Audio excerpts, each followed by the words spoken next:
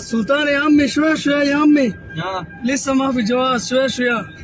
হঠাৎ করে আজকে আমার ব্যাংক কার্ডটা বন্ধ হয়ে গেছে, ব্যাংক কার্ড এখন আপডেট করতে হইব।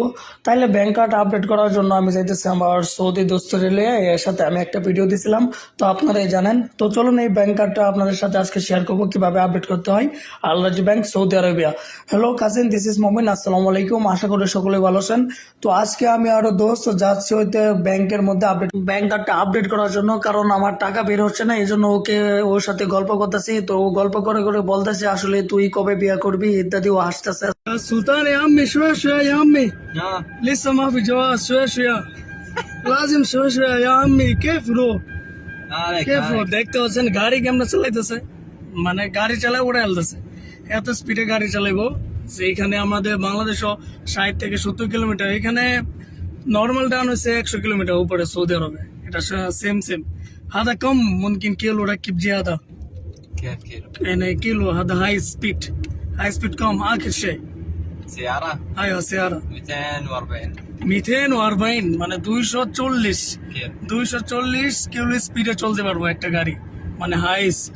তো দেখেন এইভাবে গাড়ি চালাইতেছে, 2 মিনিটে চলে আসলাম আল রাজি ব্যাংকে। তো ওরে আমি বলতেছি ভাই তুই এখনো বিয়া করস না, একটু আস্তে আস্তে গাড়ি চালা, মানে শুয়ে শুয়ে হচ্ছে, একটু আস্তে আস্তে গাড়ি চালা, বিয়া টেয়া করস না, অ্যাক্সিডেন্ট হয়ে মরাম। এত স্পিডে গাড়ি চালানোর দরকার নাই, একটু সুন্দর করে গাড়ি চালা, এত স্পিডে গাড়ি চালাস না ভাই, এখনো বিয়া টেয়া করস না, অত তাড়াতাড়ি মরে যাওয়ার শখ নাই। তো দেখতে দেখতে চলে আমি এখন আল রাজি ব্যাংকের মধ্যে, তা আপনাদেরকে দেখাবো একটু।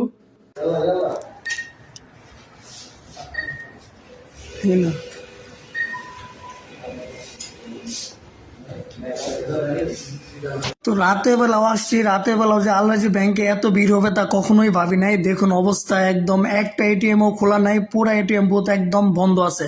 রাতের বেলা যে এত মানুষ থাকে এটা আমি জানি না। ওরে আমি বলতেছি মুশকিলে তো পড়ে গেছি, এখন কি করবি ক। তো দোস্ত করতেছে আগে দে তোর কার্ডটা আমি চেক করি, তোর কার্ডে আসলে কি মুশকিল হয়েছে। তো হ্যাঁ চেক করে দে, কার্ডটা আপডেট করতে হইব, আর কিছু না, তাহলে বেশি সময় লাগতো। অলরেডি সে কার্ডটা আপডেট করে দিছে, আমার কার্ডটা আপডেট করে হ্যাঁ করতেছে, আসলে কার্ডটা চেক করার লাগে অন্য এটিএম খুঁজতেছে, কারণ যাতে এখানে অনেক ভিড় এই জন্য।